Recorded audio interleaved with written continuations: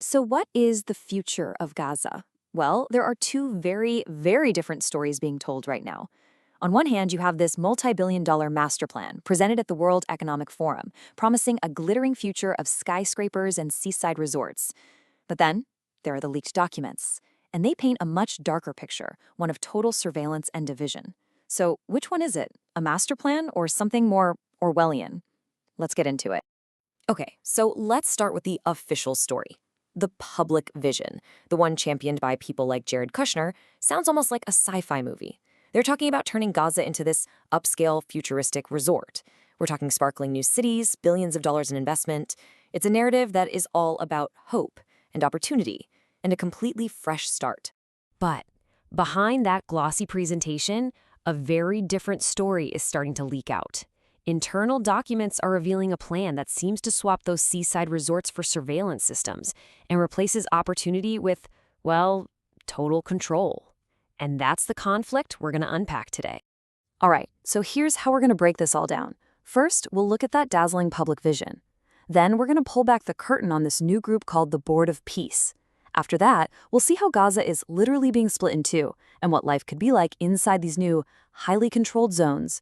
And finally, we'll put these two futures side by side. So this public plan was ruled out with some really ambitious language. The goal wasn't just to rebuild, it was to achieve something they called catastrophic success, a total transformation of the entire strip. Now that's a phrase you don't hear every day, right? And the framing here is so important. Listen to the language used by its proponents, including then-President Trump. The whole conversation shifts from a humanitarian crisis to a real estate opportunity. Gaza is called a beautiful piece of property on the sea. It's basically presented as a blank canvas, just waiting for development. But while all this talk of waterfront property is happening, the reality on the ground couldn't be more different. As Mohammed Alra reported from Khan Yunis, for the Palestinians actually living there, this whole vision just feels completely disconnected from their day-to-day struggle for survival. I mean, we're talking no tents, no shelters, and just relentless shelling. So who would even oversee a plan like this? Well, that brings us to the body set up to do just that, the so-called Board of Peace. And when you look at its charter, you start to see a really unique and very centralized power structure taking shape.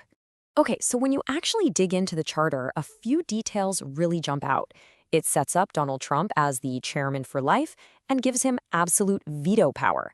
Want a permanent seat on this board? No problem. That'll just be $1 billion. But you know what's even more telling? It's what's not in the charter. There is zero mention of the word Palestine or Palestinians or the right of return.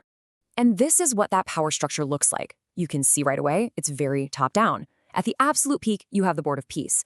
Under them, a founding executive board. And way down at the bottom, there's a Gaza executive board made up of selected Palestinian technocrats who are basically there to carry out policy, but with no actual power or sovereignty of their own. All right, so that's the power structure. But what's actually happening on the ground? Well, beyond these governing bodies, the physical landscape of Gaza is being redrawn, creating a stark, new, divided reality. What we're seeing from satellite imagery is that Gaza has, for all intents and purposes, been sliced in two.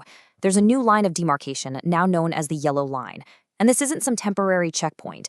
Israel now physically occupies and controls more than half of the entire Gaza Strip. It's a new fact on the map. And they're working to make this division permanent.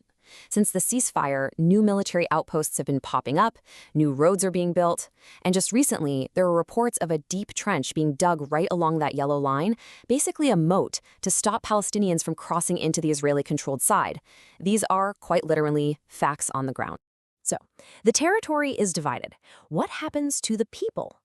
What's the plan for the Palestinians who are left? This is where those leaked documents get really, really revealing. They detail what life would be like inside these new planned communities for those who are invited to live there. And listen to how one former senior UN official described these new communities after he saw the plans. He called them governance labs to test ultimate control and subjugation, and a reincarnation of refugee camps. Pretty stark language.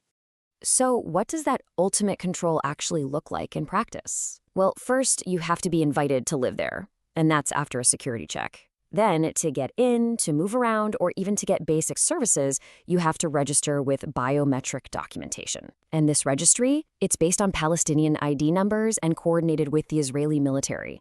creating this powerful new layer of constant surveillance. And it's not just about where you can go, it's about what you can buy.